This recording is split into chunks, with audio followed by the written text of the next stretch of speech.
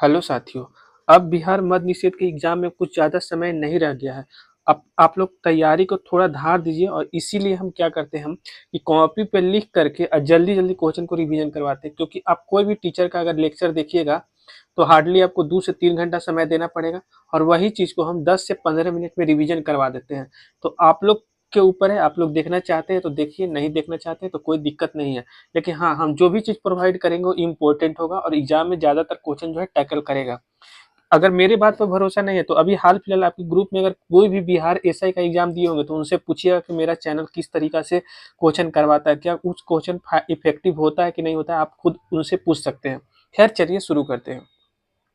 पहला क्वेश्चन है मेरा कि निर्वाचन आयोग का स्थापना कब हुआ था। तो निर्वाचन आयोग का स्थापना 1950 में हुआ था। देखिए 1950 में 3 गो जरूर याद रखिएगा। पहला निर्वाचन आयोग का स्थापना हुआ था और दूसरा यूपीएससी का स्थापना हुआ था और तीसरा योजना आयोग का स्थापना हुआ था। तो 1950 में 3 चीज का स्थापना हुआ था, निर्वाचन आयोग, यूपीएससी और योजना आयोग का। योजना आयोग पहले था, अब इसका नाम जो है नीति आयोग पड़ गया है। तो नीति आयोग का स्थापना कब हुआ है तो 2015 में हुआ है। तो ये भी याद रखिएगा। अब देखिए यहाँ से इस चारों में से एक क्वेश्चन एग्जाम में हर बार एग्जाम में दिख जाता है। राष्ट्रीय पहले बना था राष्ट्रीय अनुसूचित जाति आयोग। तो अनुसूचित जाति आयोग 1990 में बना था। राष्ट्रीय अनुसूचित जाति आयोग कब बना था तो 1990 में बना था। इसके बाद राष्ट्रीय अल्पसंख्यक आयोग बना था, कब 1992 में बना था। फिर उसके बाद राष्ट्रीय पिछड़ा वर्ग आयोग बना था 1993 में। और राष्ट्रीय मानव अधिकार आयोग कब बना था तो 1993 में था। ये दोनों आयोग 1993 में ही बना था। राष्ट्रीय मानव अधिकार आयोग भी 1993 में बना था और राष्ट्रीय पिछड़ा वर्ग आयोग भी 1993 में ही बना था। राष्ट्रीय अल्पसंख्यक आयोग 1992 में बना था और राष्ट्रीय अनुसूचित जाति आयोग कब बना था 1990 में। स्क्रीनशॉट लेके यहाँ से रट लीजिए, क्योंकि एक क्वेश्चन आपको यहाँ से पक्का दिखेगा एग्जाम में। अगला, बिहार के भौगोलिक क्षेत्र का लगभग कितने % वन है। तो देखिए 2023 के आंकड़ा के अकॉर्डिंग भारत के पूरा भौगोलिक क्षेत्र पे लगभग 8% वन है। ठीक है, 2023 के आंकड़ा के अकॉर्डिंग। अब क्वेश्चन एक्स्ट्रा ही बनेगा कि बिहार में कुल कितने रामसर स्थल है। तो बिहार में कुल 6 रामसर स्थल है। ठीक है, बिहार में कुल कितने रामसर स्थल है 6। इसमें से कुछ जो फेमस है हम बताते हैं, जैसे कांवर ताल झील। तो ये कांवर ताल झील कहाँ पे है तो बेगूसराय में है। इसके अलावा नागी और नकटी पक्षी अभ्यारण्य कहाँ पे है तो जमुई में है। नागी और नकटी पक्षी अभ्यारण्य कहाँ पे है तो जमुई में है। गोकुल जलाशय कहाँ पे है बक्सर में है। उदयपुर झील कहाँ पे है पश्चिम चंपारण में। अच्छा, पश्चिम चंपारण में सोमेश्वर की पहाड़ी भी है, तो ये भी बहुत बार एग्जाम में पूछा गया है। सोमेश्वर की पहाड़ी कहाँ पे है तो पश्चिम चंपारण में है। इसके अलावा गोगाबिल झील जो कि कहाँ पे पड़ता है तो कटिहार में पड़ता है। गोगाबिल झील जो कि 54वां रामसर स्थल है भारत का। तो भारत का 54वां रामसर स्थल कौन है, गोगाबिल झील, जो कि कहाँ पे पड़ता है कटिहार में। इन 6 को रट लीजिएगा, हो सकता है कभी एग्जाम में दिख भी जाए। अगला, बिहार राज्य जल विद्युत शक्ति निगम। बिहार राज्य जल विद्युत शक्ति निगम का स्थापना कब हुआ था तो 1982 में हुआ था। बिहार राज्य जल विद्युत शक्ति निगम का स्थापना कब हुआ 1982 में। अब देखिए, गंगा में कोसी नदी कहाँ मिलती है जाकर के, गंगा रिवर है, इसमें कोसी नदी कहाँ मिलता है तो कुर्सेला कटिहार में मिलता है। गंगा में कोसी नदी कहाँ मिलती है जाके तो कटिहार के कुर्सेला में मिलती है। और पूछे कि गंगा में पुनपुन नदी कहाँ मिलती है जाकर के तो फतुहा में मिलती है। दोनों याद रखिएगा। कोसी वाला क्वेश्चन पूछा गया है कि गंगा में कोसी नदी कहाँ मिलती है तो कटिहार के कुर्सेला में मिलती है। और कोसी को ही बिहार का शोक नदी भी कहते हैं और सबसे अधिक मार्ग बदलने वाला नदी भी कौन सा है तो कोसी नदी ही है। ठीक है, इसके अलावा बिहार का अक्षांशीय और देशांतरीय विस्तार, इसको आप रट लीजिए, स्क्रीनशॉट लेके 2-3 बार पढ़िए, क्योंकि यहाँ से क्वेश्चन दिख सकता है। इसके अलावा याद रखिएगा कि बिहार का आकार कैसा है तो आयतकार है। देखिए बिहार का जिक्र आया है ना, तो फैक्ट कुछ बताते हैं। जैसे बिहार नेपाल के साथ, तो बिहार के कितना जिला नेपाल के साथ बॉर्डर बनाता है तो 7 जिला। बिहार जो है झारखंड के साथ भी बॉर्डर शेयर करता है, तो बिहार के कितना जिला झारखंड के साथ बॉर्डर शेयर करता है तो 8 जिला। इसके अलावा याद रखिएगा कि बिहार जो है पश्चिम बंगाल के साथ भी बॉर्डर शेयर करता है, तो पश्चिम बंगाल के साथ कितना तो पश्चिम बंगाल के साथ 3 जिला। इसके अलावा बिहार यूपी के साथ बॉर्डर शेयर करता है, तो बिहार यूपी के साथ कितना जिला तो 8 जिला। तो ये फैक्ट याद रखेगा।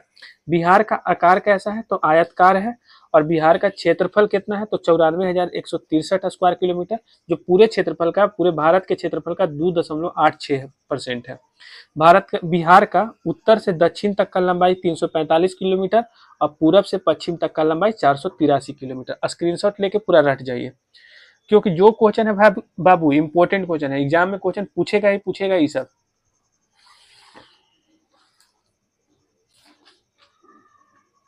अगला, भीम बांध वन्य जीव अभयारण्य कहाँ पे है? तो भीम बांध वन्य जीव अभयारण्य जो है मुंगेर में पड़ता है। मुंगेर में कौन सा अभयारण्य है? तो भीम बांध वन्य अभयारण्य। ये मुंगेर के सांसद कौन है? तो लल्लन सिंह है। ठीक है, तो आप बताइएगा कि लल्लन सिंह अभी कौन से मंत्री हैं? तो भीम बांध वन्य अभयारण्य कहाँ पे है? तो मुंगेर में है। इसके अलावा एकमात्र भारत का राष्ट्रीय उद्यान वाल्मीकि राष्ट्रीय उद्यान, तो ये कहाँ पे पड़ता है? तो पश्चिमी चंपारण में। और एक है उदयपुर वन्य जीव अभयारण्य, ये भी पश्चिमी चंपारण में है। अभी थोड़ा देर पहले बताए थे ना कि उदयपुर जो वन्य जीव अभयारण्य है इसको अथी का भी दर्जा मिल चुका है, क्या चीज का? रामसर स्थल का। तो ये भी याद रखिएगा, वाल्मीकि राष्ट्रीय उद्यान, उदयपुर वन्य जीव अभयारण्य कहाँ पे पड़ता है? तो पश्चिमी चंपारण में। सोमेश्वर की पहाड़ी कहाँ पर पड़ता है? तो पश्चिमी चंपारण में। ठीक है, ये सब याद रखिएगा जितना फैक्ट एक्स्ट्रा बता रहे हैं। भीम बांध वन्य अभयारण्य कहाँ पड़ता है? तो मुंगेर में। अगला, बिहार सोशलिस्ट पार्टी का गठन कब हुआ था? तो 1931 में हुआ था। बिहार सोशलिस्ट पार्टी का गठन कब हुआ था? 1931 में। अभी बोले थे ना कि बिहार का सबसे ऊंची पहाड़ी कौन सी है? तो सोमेश्वर की पहाड़ी कहाँ पे पड़ता है? पश्चिमी चंपारण में। अभी बताए थे ये हम कि बिहार की सबसे ऊंची पहाड़ी कौन सी है? सोमेश्वर की पहाड़ी। ये वाला देखिए, बिहार में लोकसभा का सीटों की संख्या 40, बिहार में विधानसभा के सीटों की संख्या 243, बिहार में विधान परिषद के सीटों की संख्या 75, बिहार में राज्यसभा के सीटों की संख्या 16। याद रखिएगा, बिहार में लोकसभा के सीट का संख्या 40 है, जिसमें से 6 गो सीट जो है ना वो शेड्यूल कास्ट के लिए रिजर्व है। ये याद रखिएगा, रिजर्व वाला जरूर याद रखिएगा। विधानसभा का 243 है, इसमें से 38 शेड्यूल कास्ट के लिए और 2 शेड्यूल ट्राइब के लिए रिजर्व है। तो टोटल सीट कितना रिजर्व है? 40 सीट रिजर्व है। ठीक है, बाकी विधान परिषद में कोई सीट रिजर्व नहीं है, ऐसे 75 गो है टोटल। और राज्यसभा में भी कोई सीट रिजर्व नहीं है, टोटल 16 गो है। तो ये भी याद रखिएगा। अगला क्वेश्चन है कि पटना उच्च न्यायालय का स्थापना कब हुआ है? तो 1916 में हुआ है। पटना उच्च न्यायालय का स्थापना 1916 में।